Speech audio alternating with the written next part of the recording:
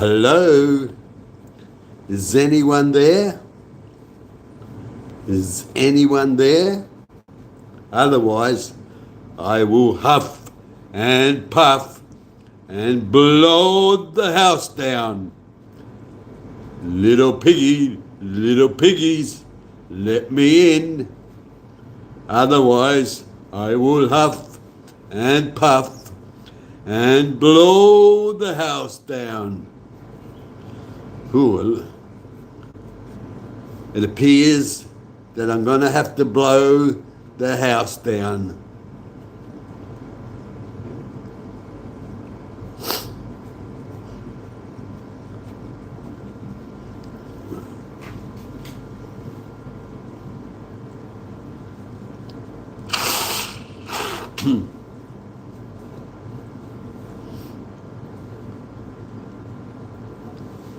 Yeah.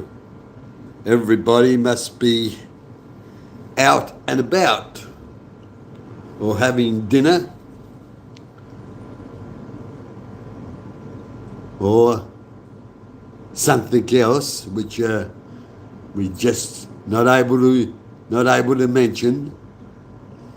Got to keep this live broadcast clean.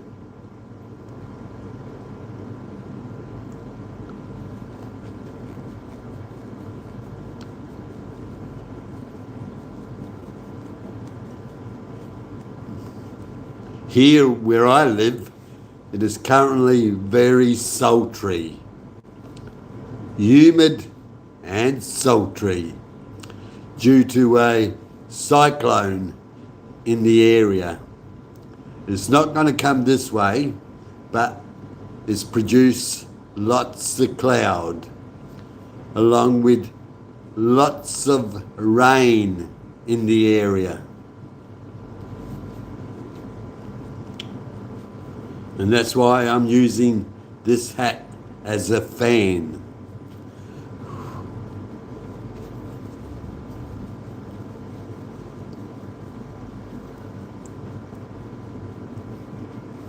Oh well, not to worry. I'll just continue on with even one individual who has joined us.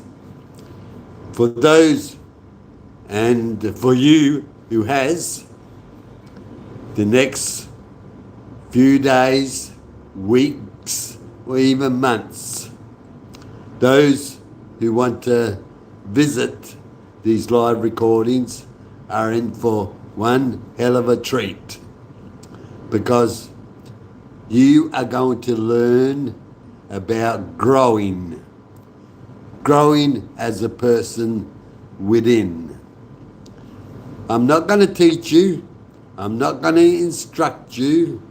I'm not even going to give you lessons. But I'm going to do it by example, whereby once you get to know yourself and feel comfortable, then you will thrive, prosper, and continue to grow to a point where you get to know more about yourself and who you are and what you are capable of doing. So stick with me if you can and follow.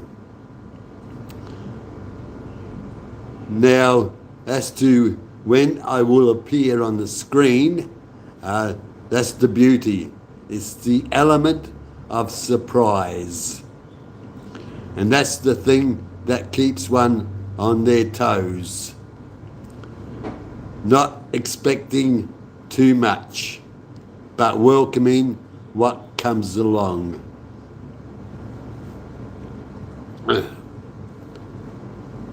Excuse me.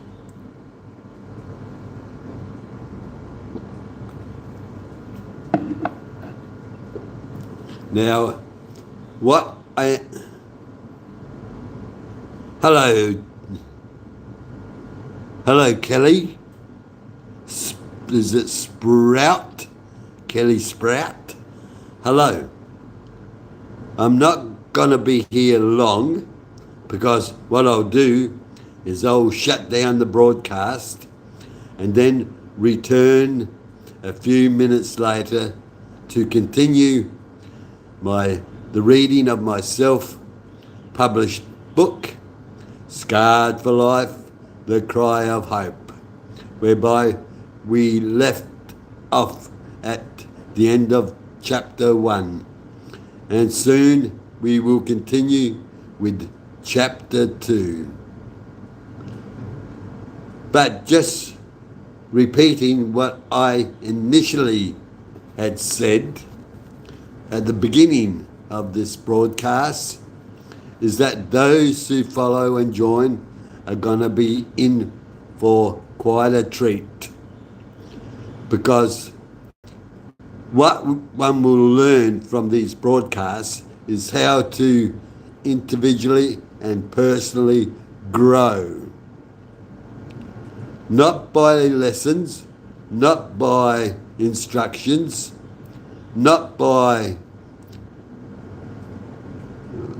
those other things, but by example. Because you're going to be watching and myself continue to evolve and embrace life. They are not very hard concepts to grasp.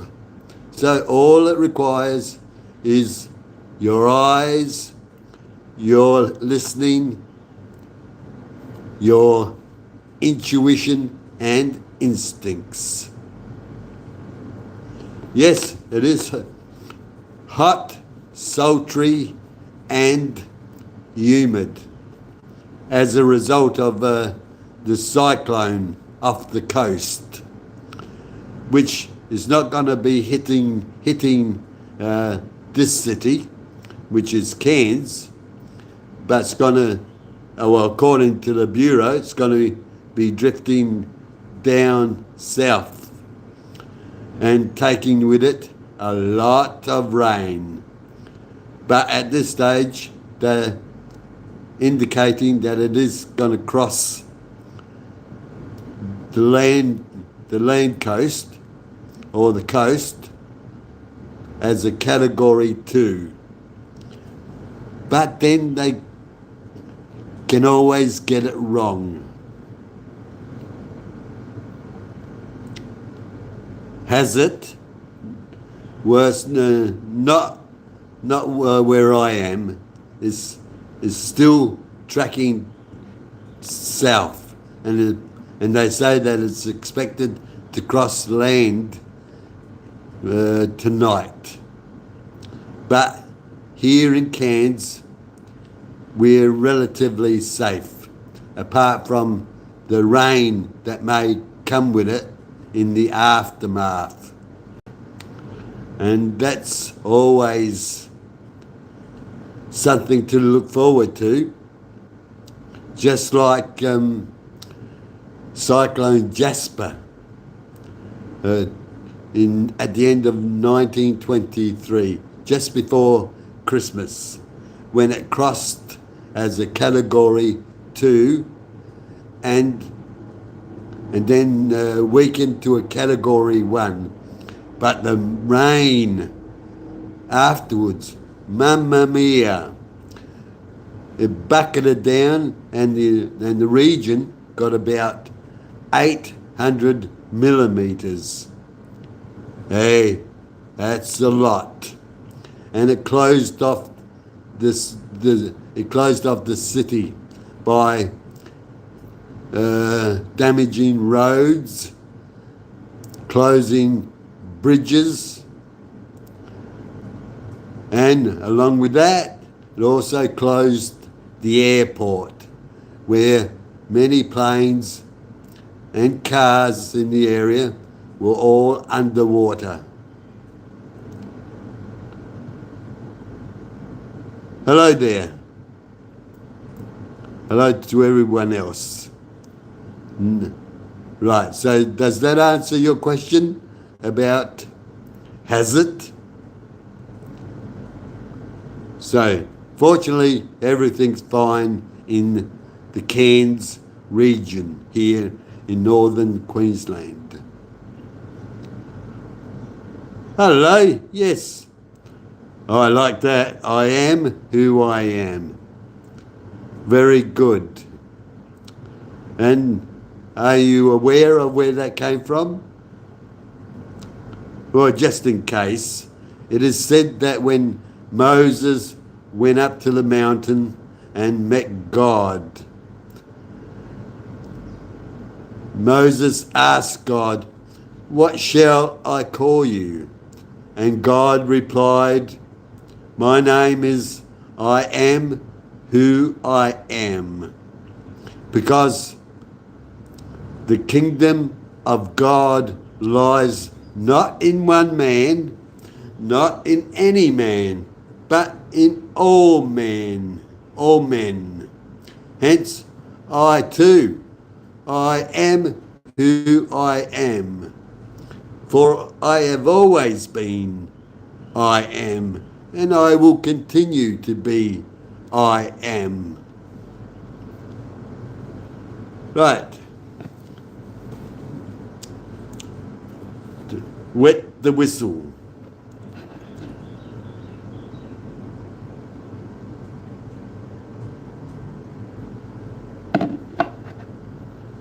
All right. Now the question is, would some like me to shut down and come back a little while later and begin the reading of the book, or continue with the reading of the book, should I say, or just start now?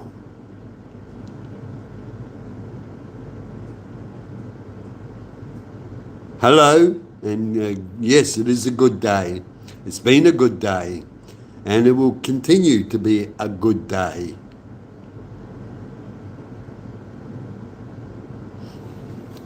Right. Any suggestions, or will I have to choose? My ideal solution would be just to continue.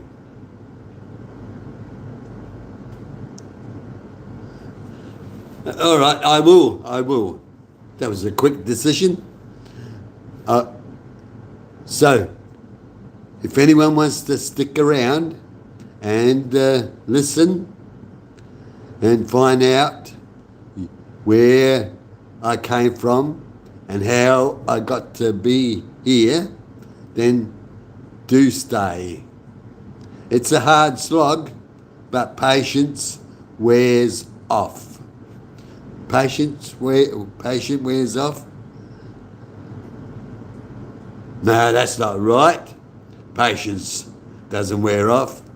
Patience is a blessing, should we say. So your patience will result in many rewards.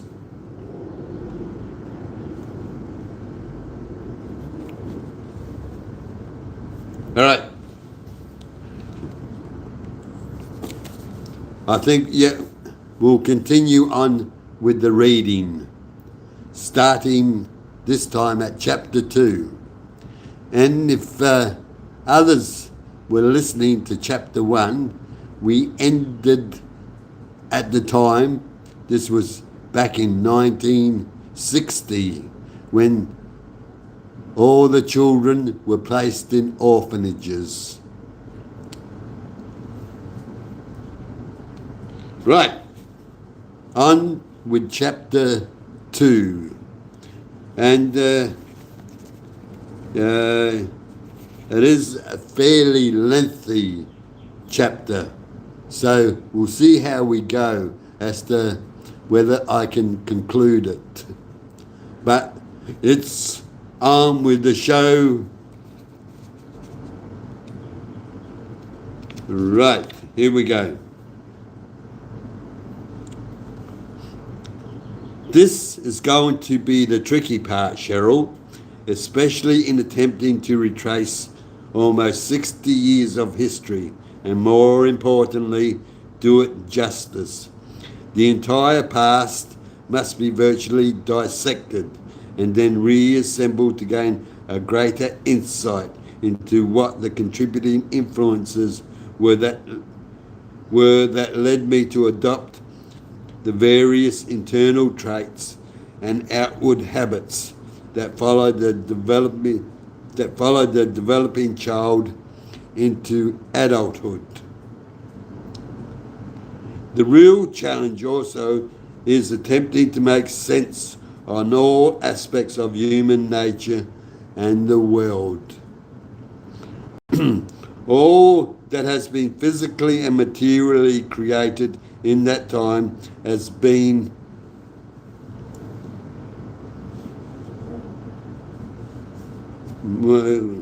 all that has been physically and materially created in that time has been and continues to be redefined largely based on what ideologies and beliefs are trending on any given day. What one finds is that fear is generally the motivating force underlying the general decision-making processes within the individual and collectively. It certainly was a triggering factor behind what and who I was to become. Entrenched fear tends to lead one to take shelter under a veil of secrecy and deceit, to escape further pain and suffering. In reviewing my childhood, it was concluded that I too learnt how to lie and cheat, and thereby hide behind a mask rather than expose the real me to the outside world. Throughout the course of us being together, you could see through the charade. And yet, your faith in my ability to remove the mask was unwavering. For now, it is back to those early beginnings. Hello. I'm just not able to read certain names. Yeah, I'm due for some new prescription glasses. Nope, no go. All right, here we go. The impressive two-storey building used by the orphanage was situated in the northern western suburb by the seashore of the St. Vincent's Gulf.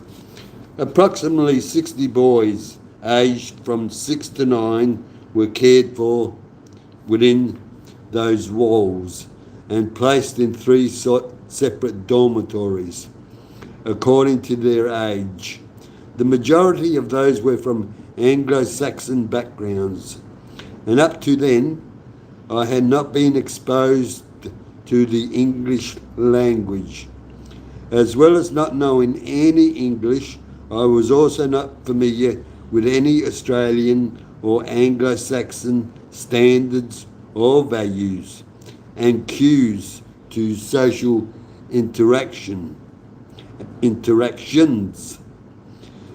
This apparently made little difference to the nuns because they were carrying out God's work and thus not giving, you know what that word is I'm about to say. It starts with an S, and I've got to be wary about infringing on community standards. So I won't repeat the what do you call them? You know, those naughty words. All right? Let's see. And thus, we said that. It is not surprising, therefore, that the Australian government had a whites-only policy on its books, meaning that only those of certain skin colours were allowed into the country. A policy that was only removed from the statute books in the mid-1970s. The 3 years spent at the orphanage were a blur, and for most part I have very vague or no recollections of day-to-day routines or events, names or dates.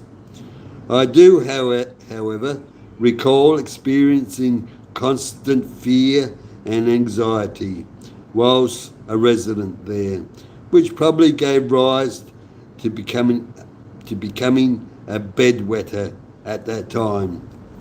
I became terrified of the dark.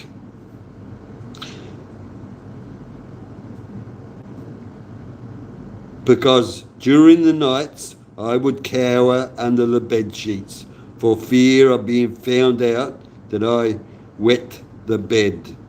The nuns would walk around through the dormitory during their intermittent rounds, flashing their torches with the expectation of no one breaking the silence.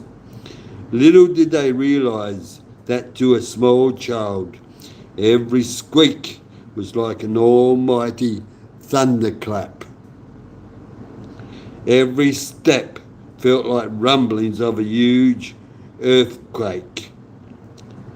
If one was found out, then there would be hell to pay, and so it was more prudent simply to lie there, shivering and trembling until one either fell asleep or it was time to get up.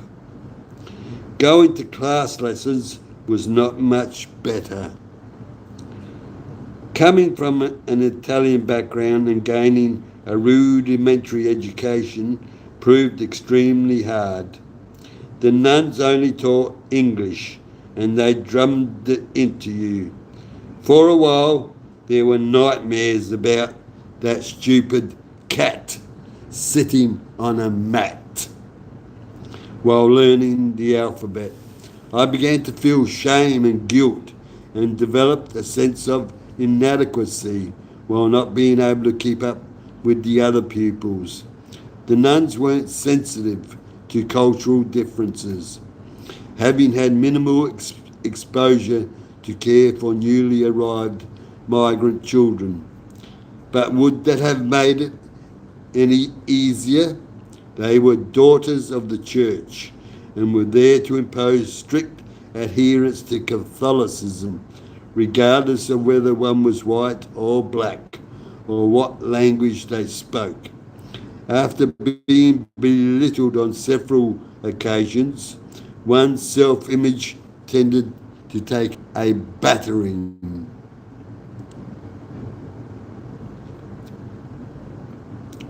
One of the features during those years spent at the orphanage was that, and this was common practice, the church taught that.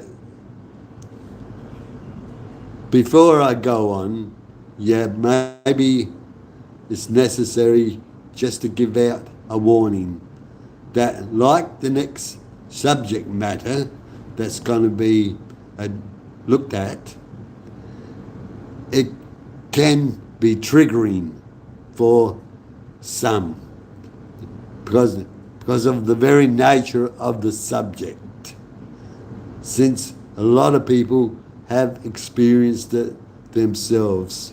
So if one is very sensitive to it, and it can somehow trigger an emotional or psychological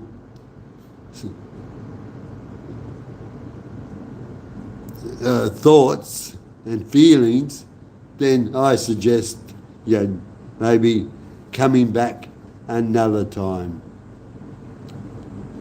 Okie dokie? Okie dokie. Right.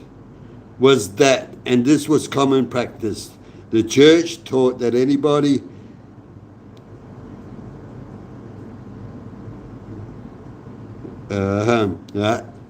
this section may not be, but as I go on, yes, there will be subject matter which can provoke those traumatic experiences.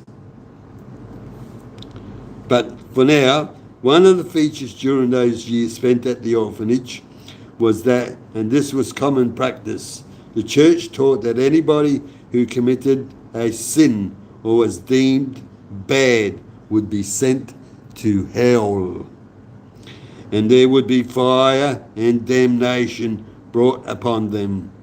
For me, being from a different culture and social setting, everything I did was deemed to be wrong and thus seen as a sin.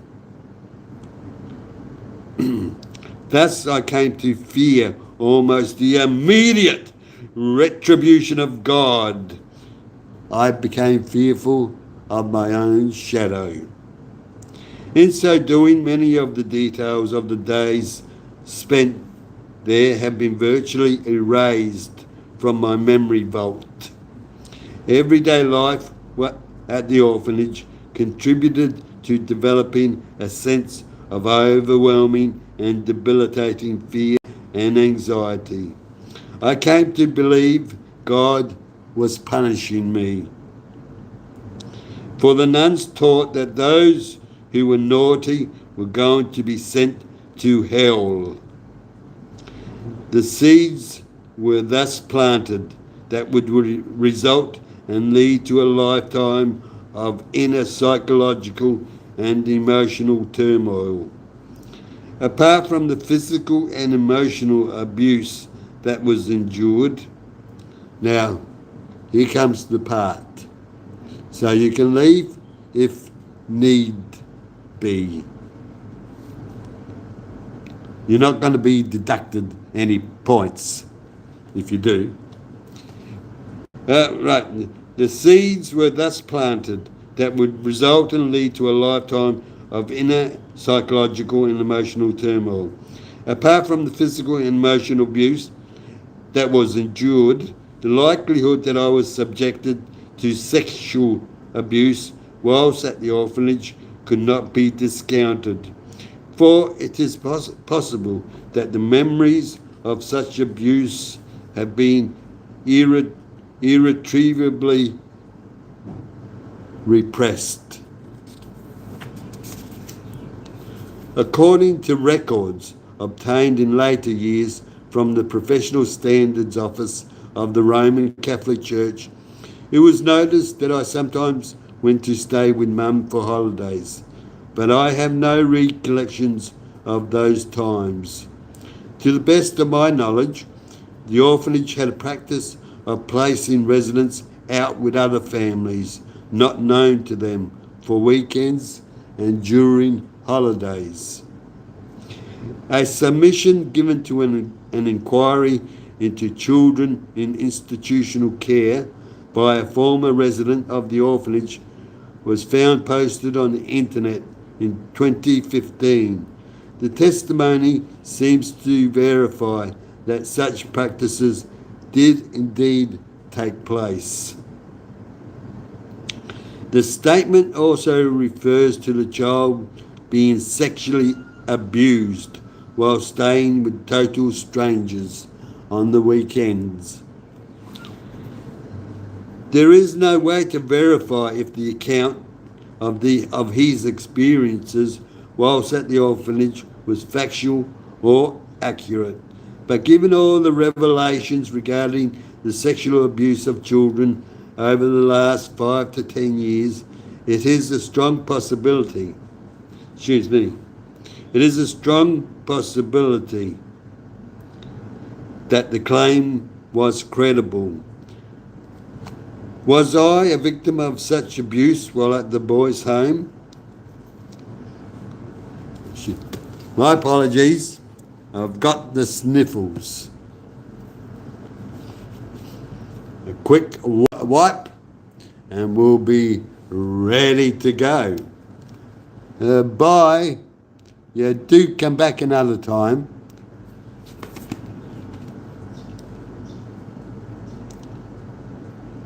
There currently is no way of knowing. Nevertheless, if one wants to install fear in the population, then it would be ideal to do so while they are young. Child abuse in all its forms doesn't just happen randomly, rather, it is built into the system by those who have an agenda to follow. The practice is systemic, and the world has only recently begun to wake up to the depths of its depravity. The Australian government reluctantly had set up a Royal Commission in 2013 to investigate how institutions dealt with the incidences and reporting of child sexual abuse. This followed strong pressure from the public. Surprise, surprise! The commission had to be extended to deal with the avalanche of victims coming forward to tell their stories. America, Europe, New Zealand, and many other countries have all had their dark and sordid past exposed. One only has to read David Yallop's Beyond Belief, the Catholic Church and the child abuse scandal concerning treatment of children by the Irish Catholic Church, to get a broader picture of how deep the abuse goes. The way it works is that the system built on control needs to manage the children while they are young and innocent by instilling fear into them so they become like putty and are more easily moulded and manipulated to conform as adults.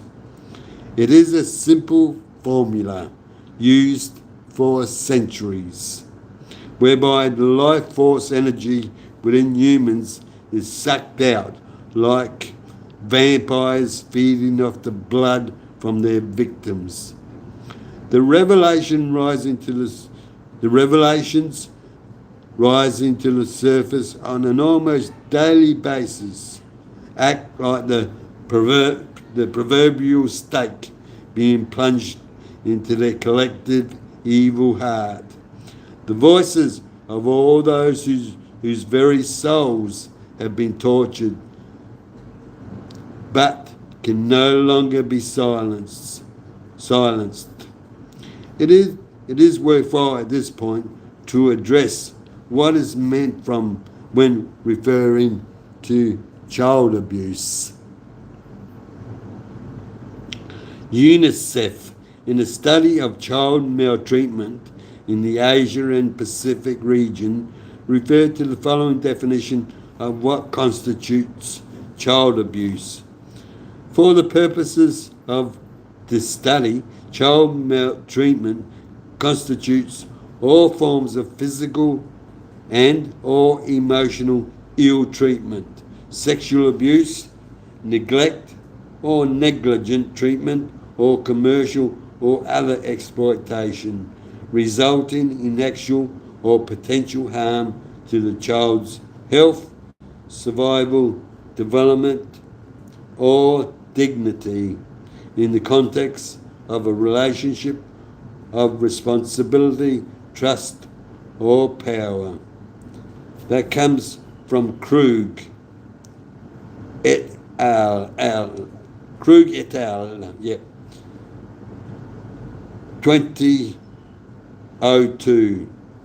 2002.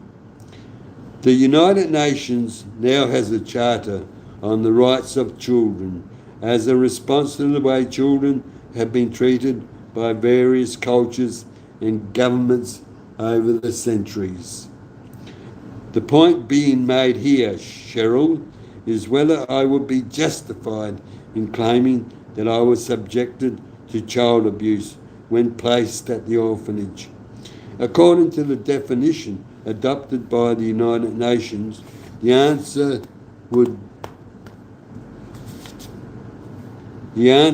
be yes, because even the Roman Catholic Church acknowledged their part and will be mentioned later in the book. Many of the memories relating to the treatment of myself and other residents from those years spent at the orphanage may be irretrievable, but some can be recalled, do highlight social attitudes present at that time. An event that now comes to mind is that of the orphanage setting up a stage on the Oval where children would perform for invited guests, and one of them was the Governor of South Australia. It was Christmas Eve, and on that night the residents of the orphanage were given presents by Santa Claus. Ho, ho, ho! The gifts included cowboy costumes, toy plastic guns and rifles, and there was also red Indian clothing along with bows and arrows. The next day, all the boys would be on the Oval playing cowboys and Indians, and there were often scuffles because just about every boy wanted to be the cowboy because they always were considered the good guys and triumphed over the red savages. Remember, read and hear this book in the context of the time that these events took place.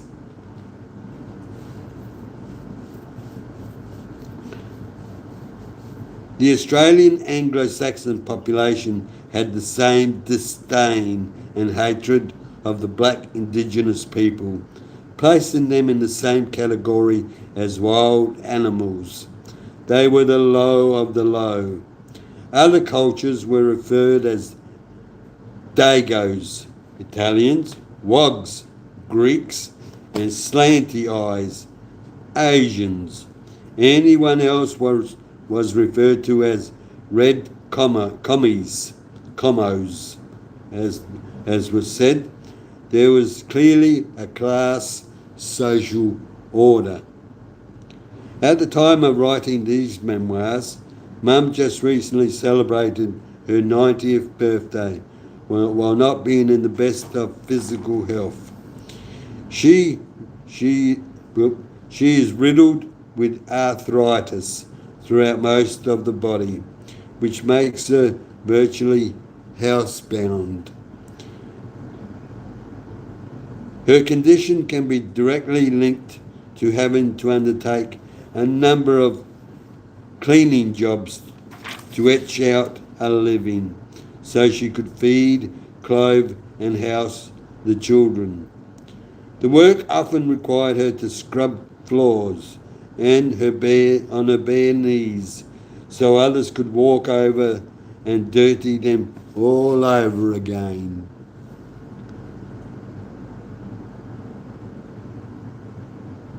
Hello to one who commented, gentle soul. Thank you. Yes, cleanliness is next to godliness. The shoes were of those who were programmed to believe that their nation was indeed the lucky country. Australia, let us rejoice, for we are young and free. That's from Advance Australia Fair. Those eroding shoes were also worn by the sleeping masses, being blindly by their faceless oppressors. The wear and tear on both mother's body and mind would eventually cause a great deal of grief and pain. My mother, as mentioned, was doing cleaning jobs at a college run by the church while being separated from her children. Yet she summoned the strength to visit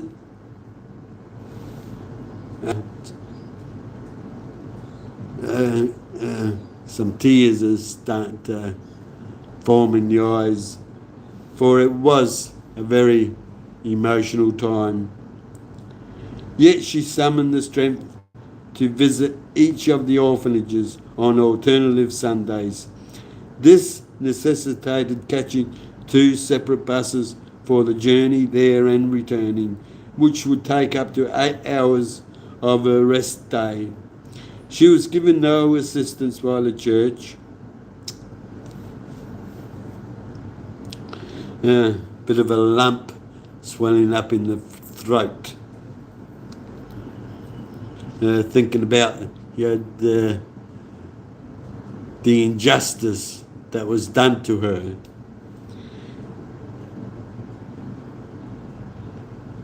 Right, she was given no assistance by the church, as the bus fares came out of her meagre wages. Even God was able to rest on the seventh day. Mum continued to slave away and put some money aside. At the end of 1963, I, along with the siblings, were released back to the care of our mother.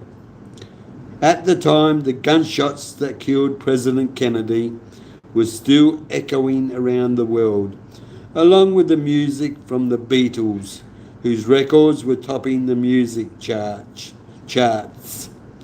and the black and white television was taking a prominent place in the lounge rooms of family homes. It was against this background that Mum was able to rent a 2-bedroom semi-detached villa in North Adelaide, a light industrial inner suburb. It was at this house that some of the habits learned at the boys' home began to manifest themselves in a and painful way.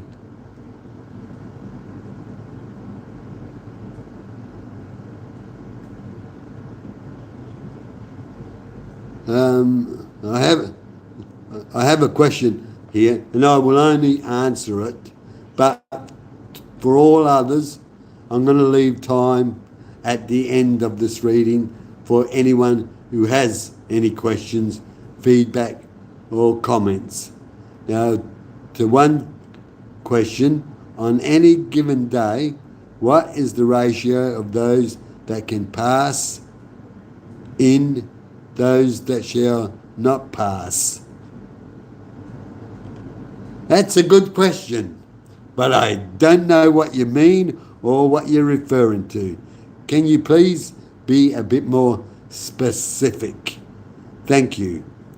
Right, so leave them to after.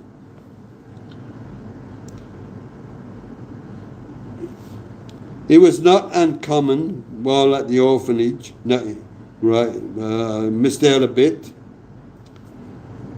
It was at this house that some of the habits learned at the boys' home began to manifest themselves in very nasty and painful ways. One was frequently experiencing constipation. It was not uncommon while at the orphanage to either be in bed at night, standing in line for long periods, or engaged in some other activity when one would have the urge to go. Not wanting to be embarrassed, scolded, or disciplined, it was necessary to hold onto it. After doing this many times, the practice became a learned behaviour. The consequence of doing so had internal ramification.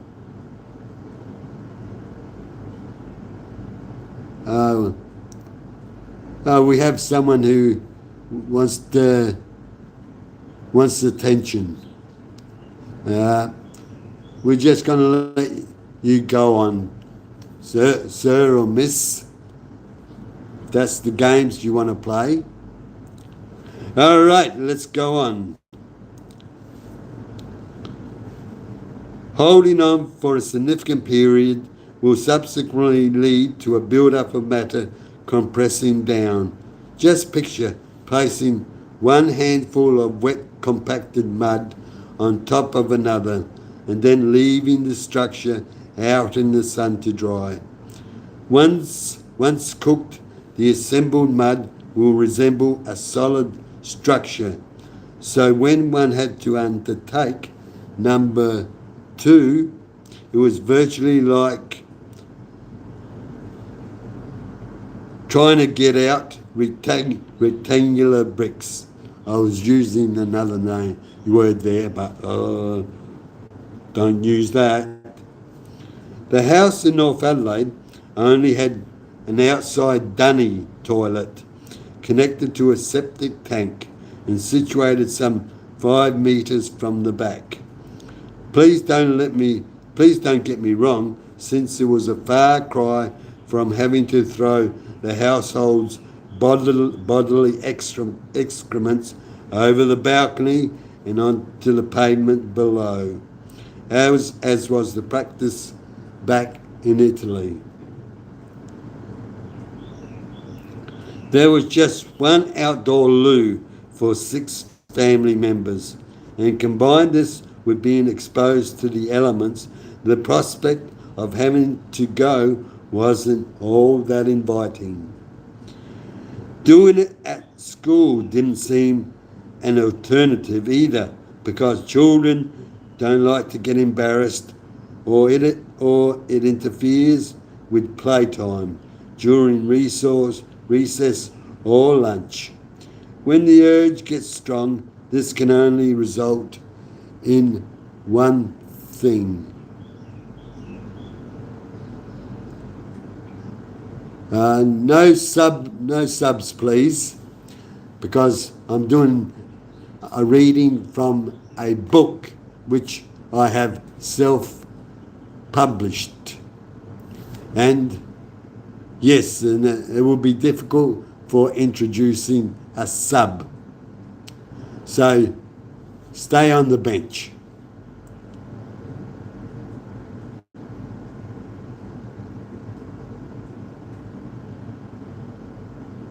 Right. Thank you. Right. Here we go. Let's see. Right. So when the urge gets strong, this can only result in one thing. When the opportunity arose, a quick and speedy dash to the outside loo would ensue. Was it Jesus in the Bible who was reported to have said that the spirit was willing, but the flesh was weak? Regardless of who said it, the statement has some credibility. I would enter that sacred outhouse with the determination and motivation to complete unfinished business. After initially getting no response, one had to then resort to pushing down, but nothing would take place. And then the grimacing and the groans followed. The pain would become unbearable. In another human activity that could be described as comparable to such an experience, which you, Cheryl, would be only too familiar with. When our first child came along in 1993, I accompanied you into the hospital room while being in labour. You had all the intentions of giving birth naturally, without the assistance of any drugs. The contractions became closer and stronger, heralding the baby's imminent arrival. But despite all the breathing exercises and pushing, the pain just became too much to take. After about 8 hours or so of torture and pleading for relief, an epidural was administered. With the aid of forceps and some final hefty and vigorous pushing, a 6-pound girl was born. It was soon after this you were asked about what giving birth was like. You described the sensation as trying to pass a watermelon through the eye of a sewing needle. That is the closest analogy to having a severe case of constipation that can be given. Now, back to the dunny. No amount of exertion was going to extract this ogre, despite numerous pleas to the Almighty. I promise God to do the right thing and be a good Christian boy from now on, if I only can release this monster. Finally, the screaming would get louder while begging for mercy, and then I would run out with pants. Now, just imagine this scene.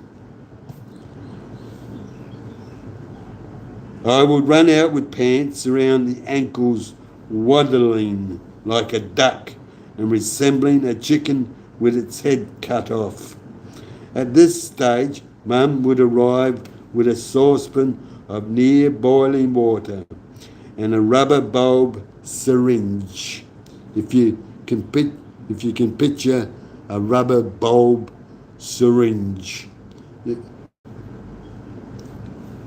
Filled with the heated liquid, she would then proceed to insert the tube up the backside and squeeze the bulb, allowing its contents to shoot up and loosen the built-up matter. Sometimes it would take a couple of attempts until the hardening began to break down, followed by an almighty gush. The watermelon would be free at last. For every action, there is a reaction. And so, if any undue pressure is placed on soft tissues around soft tissues around the body, in areas around the body, there is going to be consequences. The bout of constipation lasted for a year or so, until greater control was had over bowel movements. But the mere thought of having to go was dreaded. Fortunately, the improvements in bowel habits came about with the help of home-cooked Italian meals. Working all day and yet earning low wages, Mum was still able to prepare a nutritional and substantial evening meal for the family. Nevertheless, the onset of hemorrhoids had to be contended with over several decades. Not only did they make the process of emptying the bowels excruciating, but also the activities of sitting, walking or running. Quite often there was just no relief from these obtruding little buggers, sometimes for days at a time. It was either a case of waiting for them to vacate the sensitive area or using a cream purchased from the chemist. Not having control is a real bummer, Cheryl. The internal workings of the body were certainly out of kilter. We only got a page or two to get through before I close off. Thank you for all those who have joined, and it is a reading from my self-published true life storybook, Scarred for Life, The Cry of Hope. So let's continue. The human body is an incredible instrument capable of carrying out amazing feats and functions. The potential to create is infinite, and all it requires is the right conditions. Any keen gardener will know and understand and have experienced the sheer magic of planting a seed and then seeing it blossom and mature into a healthy plant. Without the necessary nurturing and care, however, the growing plant is impeded and thus fails to thrive, and its full potential is not realized.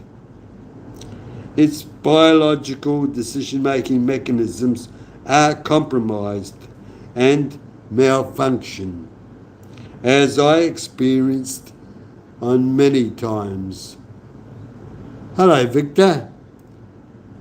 91. That's quite an age to have lived to. You've seen many years and experienced many things. I am, by the way, 71. Thank you for dropping in, Victor. And well, I know that given your age, you would be keen on reading this and knowing about this particular book because it would bring back a lot of memories. Fake it till you make it. That's a good proverb. Yep. But we'll continue on.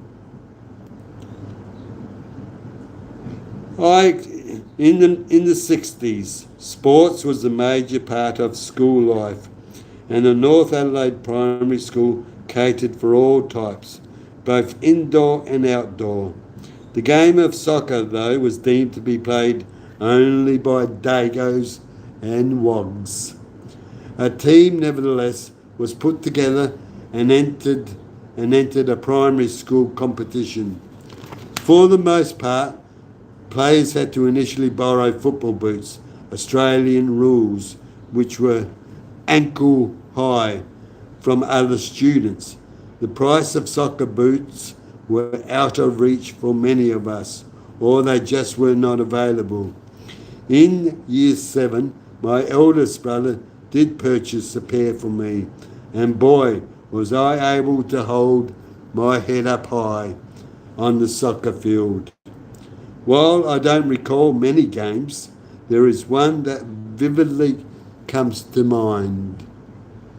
I remember it being a very important match, either a quarter or a semi-final. The game was into its final few minutes, and the opposition was 1-0 up. I normally played a centre right or left position, and because of being small, I could run around as if invisible and not be detected.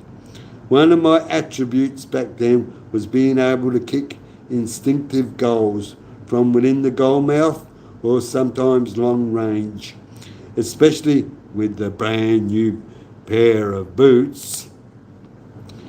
The team summoned all its strength to try and get that equaliser so we could be there with a chance. The game was hanging by a thread, and then all of a sudden I was alone with the ball at my feet, running towards the opposition's goal. All that stood between me and a shot at glory was the goalkeeper. We both advanced towards each other like two gunslingers ready to draw their pistols and fire. This had the potential to be my 15 minutes of fame. With only a few metres between us, it was possible to sense all the eyes fixed in this direction, and the shouts almost became deafening. At that very moment, time slowed down as if everyone and everything was standing still. The heart, nevertheless, was pounding as if to burst, and the stomach felt as if it were being gripped by the hands of the Incredible Hulk. Those tiny little legs began to shake and wobble. And then finally, the unthinkable happened. What shall I do? was the question at that very moment, and to my horror, there was nothing happening in the mind. All that was needed was to go around the goalkeeper and finally slot the ball in the back of the net, and we would then be on even terms. Simple, hey? At that very instant, though, the whole body froze, and so the keeper must have thought all his birthdays must have come at once. He easily picked the ball up and kicked it back into play. The enormity of that missed opportunity was felt immediately. Standing there all alone, shattered and totally dejected, the tears began to cascade as if the heavens had opened, while hearing both the muffles and screams of anger and abuse that echoed around the ground. Inwardly, the berating meted out whilst a resident at the orphanage returned like starving hyenas, coming back for second helpings. Examples included, "You are a naughty boy. Everything you do is wrong. God is punishing you. You deserve going to hell." Then there were the imagined ones. "Papa left me because he didn't love me. Mum doesn't care for me and nobody likes me." That is the earliest memory I can identify as to when the power of the inner self was being systematically stripped of its ability to self-determine as each part was working in opposition to others. The continued uncertainty, disruptions, social norms and values provided the additional ammunition to ensure that the personal, spiritual, emotion and psychological battles were being waged well into the future.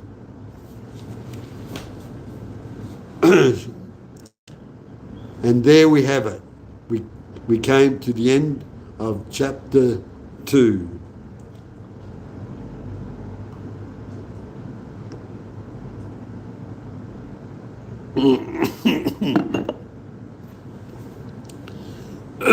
Excuse me.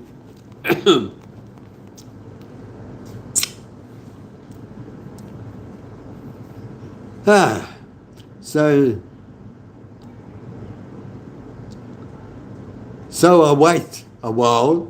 Well, when I say a while, I need to be a bit more specific. I'll wait 5 minutes. 5 minutes to allow individuals to get their thoughts and just reviewed the material that was just read and try to think what it was about and what did one get from it, and then provide any comments, feedback and questions, which I will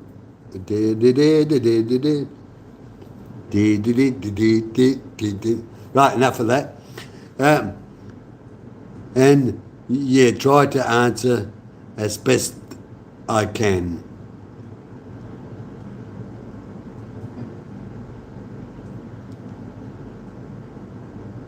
So hello to those who are saying hi.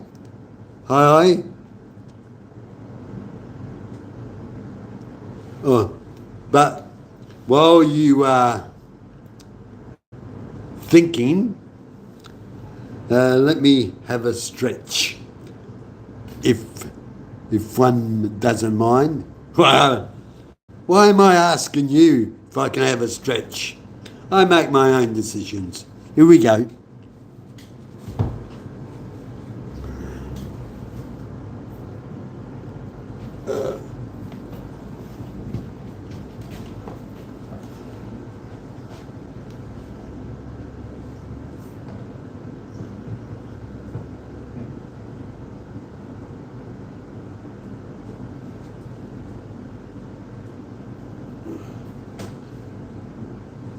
see if I can touch my own toes. Aha. Yes, yes, yes, I am able to.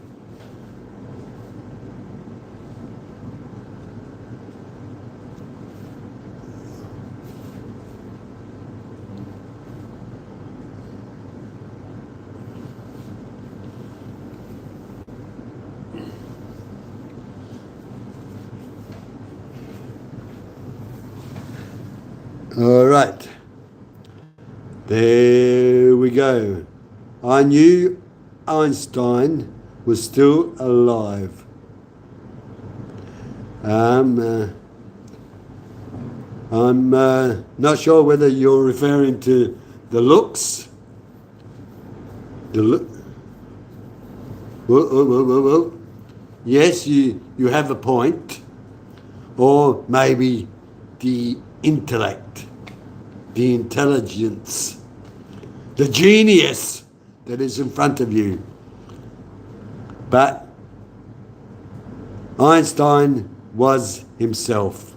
I am completely different.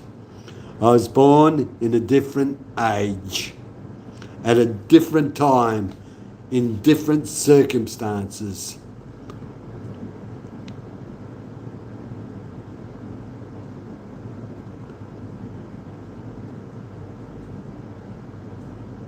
You found him? Who have you found? You have found Einstein?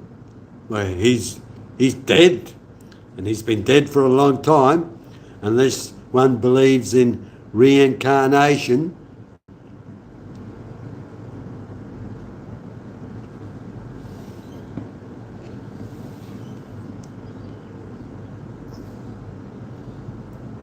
But some people if we can keep it secret, have referred to me as a genius. But I have yet to be discovered. That's why I'm doing these live broadcasts. So if anyone out there can put me to good use, then I would welcome it. But not building atomic bombs or neutron bombs or so forth. We just cannot put that into any contract.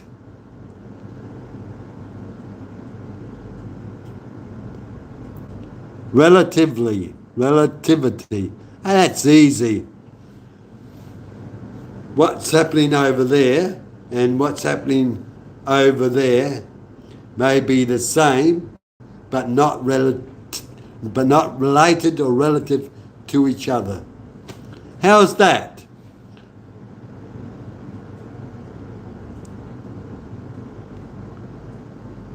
I do not have the same mathematical skills as Einstein did, where ME equaled, was it ME equals C, if I remember correctly?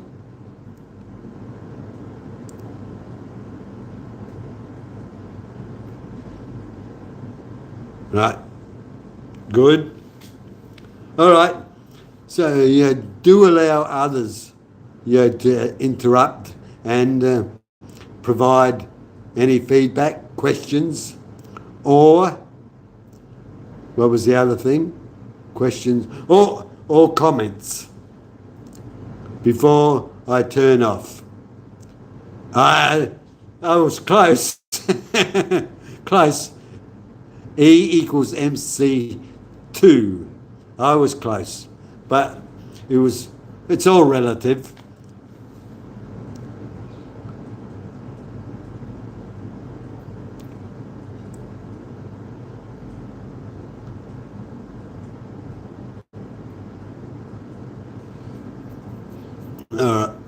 Okie dokie, as they say in the classics.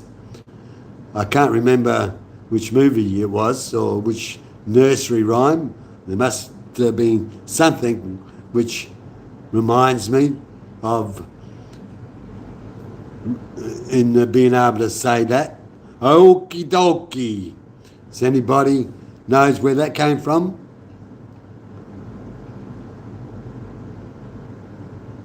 Right. We're just about to leave. But if anyone wants details and also how to go about purchasing a copy of the book, then go to www.vincenzorusso.com.au. No, I'm not in Gisborne. Or is it Gisborne? Gisborne? Excuse me, Gisborne. Yeah, something like that. But rather, I am in Cairns, Northern Queensland, Australia. Are you familiar with that, mate? Yeah, up in the Northern Queensland, where it's currently the wet season and the cyclone season. And hence, that's why it is hot and sultry up this way. No, so, all right, let's finish off, and I shall return sometime tomorrow, most likely in the morning, to continue on, and we'll commence at chapter 3. So, bye-bye to everyone, and thank you for dropping by.